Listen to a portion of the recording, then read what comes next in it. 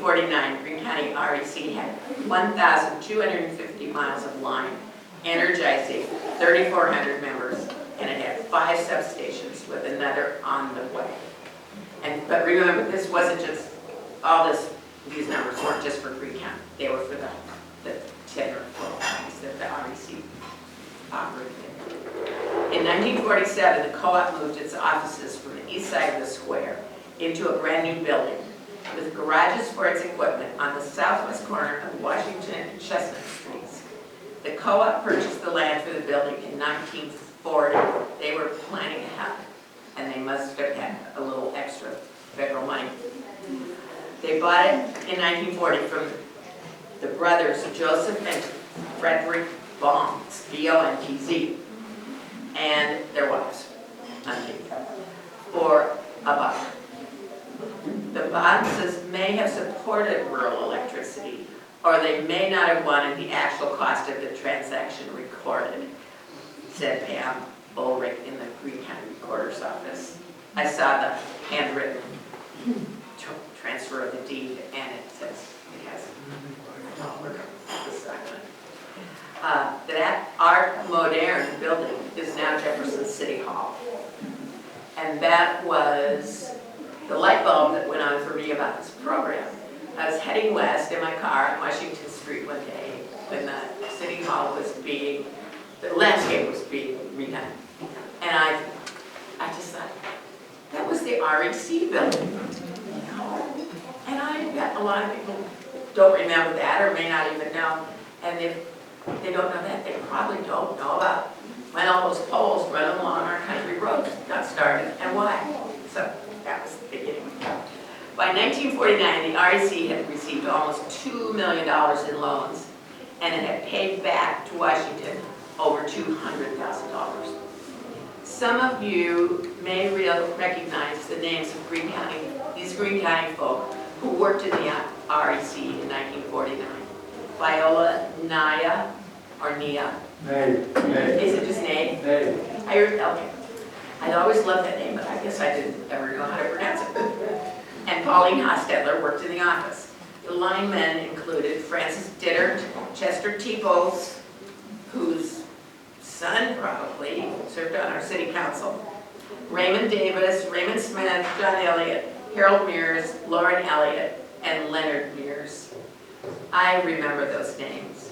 Most of those linemen were the fathers of kids I went to school with, and they had really good jobs. By 1950, most Greene County farms had electricity. Today, Greene County is served by 5 electric companies: Alliant, Raccoon Valley, Grand Junction, and Payton. And of course, Midland. Greene County REC and Hardin County REC merged in 1992 to form Midland, which serves almost 10,000 customers in 17 counties. Iowans who get their electricity from co-ops pay about $5.25 a day for their power. Looking back, the New Deal's electric actions, which were followed by rapid and huge successes, allowed the U.S. to grow prior to World War II and to therefore obtain economic dominance throughout the world. The REA's co-op model provided electrical infrastructure faster than other nations did. It wasn't until the 1970s that electrification became widespread in Russia's rural areas. And it was the 1990s before most of rural China saw the lights.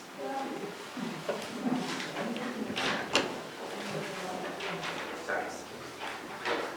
And as Iowa historian Tom Moraine wrote in 2000, it was the Rural Electrification Act of 1935, and the developments that flowed from it that spread the blessings of electrical technology to America's farms.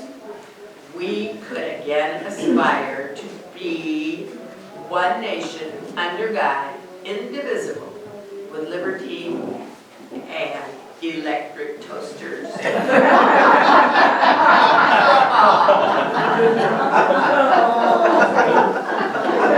This is a real toaster, but I kept the cord off, and now it's ours.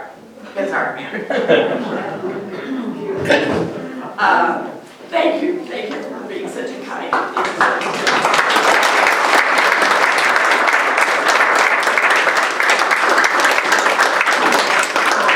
had a lot of help researching this program. I have a comment. Okay, that's my husband.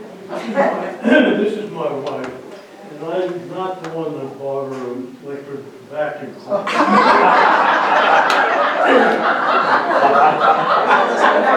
It was the other husband.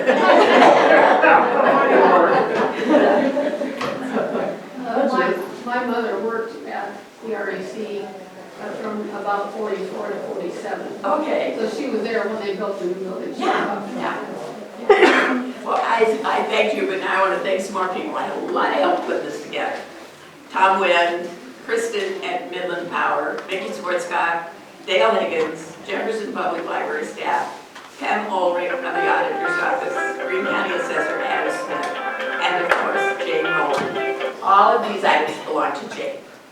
And please feel free to come up and take a look at them, that lovely ready kilowatt guy. And of course, my longtime friend with the electric sense of humor, the late Tom Murray, the toaster guy. That's all the buzz I got. Anybody got a story? Yes, Ruth. I gotta get my thoughts together though. My husband, who's been gone 30 years, grew up on a small farm, rental farm, by Mount Carmel. And he said when the REC line went by their house, I think he was in high school, the landlord would not electrify their farm because it cost too much. So everybody else had electricity along that road, and his mother was still using kerosene lamps when he was in high school. His folks never did own that farm. Eventually, his brother bought it. But they had electricity when I started going with him, so my story. Good story. I have a question. Yeah. Those Delco batteries, were they wet batteries, jars? I don't know. I just figured that they were probably like this. Well, say that. You know, because they ran off of a gasoline engine. I don't think they were like this.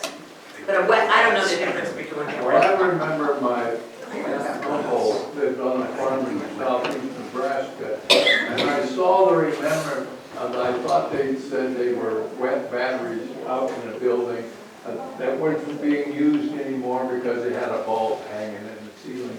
And I wondered if that was part of the Delco system of electricity. Does anybody know what kind of batteries? I mean, you said they were charging batteries. Did they have a wind charger? My brother-in-law used to have a wind charger, and that was where they got their electricity for their farm. Did they have that kind of batteries? I don't know anyone that was my brother-in-law. Well, I had always thought that my aunt and uncle had a wind charger, but I didn't know that they charged them with the engine either. But I was just wondering, because I've always had this question, what in the world was all those jars and stuff out in the building? And I always thought they were part of a battery system. I'm gonna have to look that up. Could have been steel. Yeah. No, where is steel? It wasn't steel. I know what a steel is. One thing, my dad always had a story. They had a Delco plant in their house, and at some point he went down to check the batteries or something. And he's looking in these batteries to see if they got fluid in them, you know. And something, there was an electric spark that ignited the hydrogen coming off of the thing. Oh my God. And it blew right up in his face. And wiped out his overalls because the acid was just, yeah. Anyway, that's one story. But I recall Viola Ney and it was Hap Mears was the, because my dad was an inspector for the RAA, and he went around and inspected people's houses to make sure they were wired properly before they were hooked up. And he said that years later, if there were some young kids at that house, they might meet him on the street and go, "Boy, I can sure remember the time you came and inspected our house." And they were so happy, and their whole family, you know. Yeah, and Just one other thing. Well, I'll leave this one other thing. We need to be worried about our co-ops. Farm co-ops, Midland co-ops, they send out a ballot now. You're supposed to elect a board member, and there's only one name on the thing. And there's never any discussion about, well, how's the co-op doing? Like especially with our farm co-ops, what direction is it going? Is it going in the right direction? Is it doing what it should do for the long term? There's never any discussion of that. And Do you think that could be because of the, I don't know what you call it, the problem that Landis had a few years ago, that their board wasn't, I can't exactly remember the details, but somebody was embezzling. oh, yeah. Remember that? Yeah, that was West Central Board. West Central, okay. And the board didn't catch it, but you know, that's how boards are. Yeah. It's a funny thing, because Yes, way back there. So my grandpa's, the house that they lived in just before the last house they lived in had one of those batteries, and they lived there for a long time, but the battery was dying. It was in their basement, I don't know. So when they moved out, it was a very nice house, but no one ever lived there again because it didn't have electricity. I was helping Grandpa bale hay, and that their new farm, new, 1946, but wasn't very far from that place, and that no one had lived in now for 50 years or whatever. And we saw smoke coming from there, and he stopped, and we went up there, and they were burning that old house down. That was one of the few times I ever saw my grandpa cry. And then something else, I lived in Missouri in there were a lot of Amish around, and people really were hesitant to sell farms to the Amish because they would go in and rip all the electricity out. Carolyn? When I was a kid, we lived on a farm that bordered Spring Lake. We didn't have electricity, but Spring Lake did. Remember the bandstand where Lawrence Welk played and for dance hall and the skating rink? All those places had electricity. And we couldn't figure out as kids why they did and we didn't.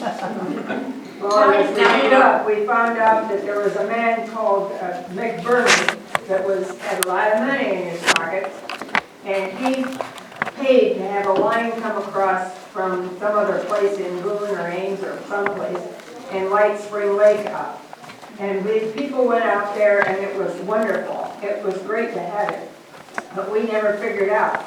McBurney was the kind of guy that, well, he is a little tight pockets. He zipped them shut. Nobody got his money very easily.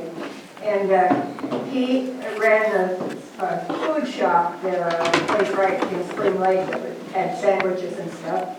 Well, one time, my brother and I sneak across the fence and we used to explore Spring Lake all the time.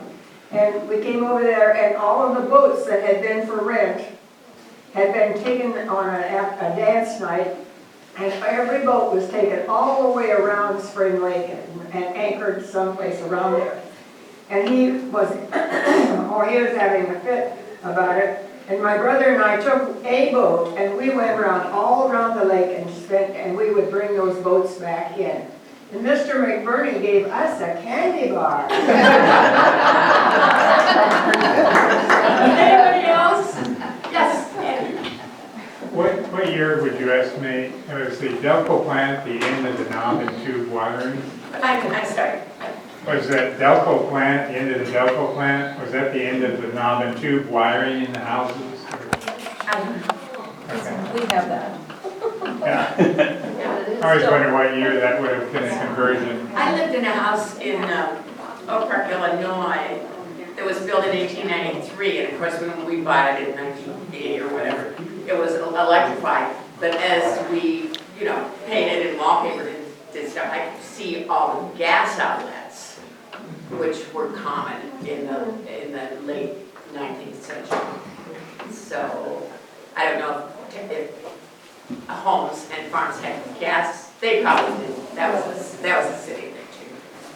My great-grandfather had a light plant where he piped gas to all the houses in Ripon a long time ago. Yeah. One of the private power companies. Yeah. Jet. you may have mentioned this, I don't remember.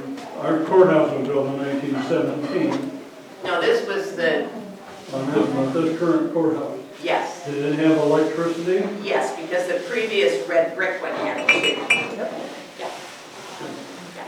When we had lived on the farm and we were wired and waiting for the electricity to come on.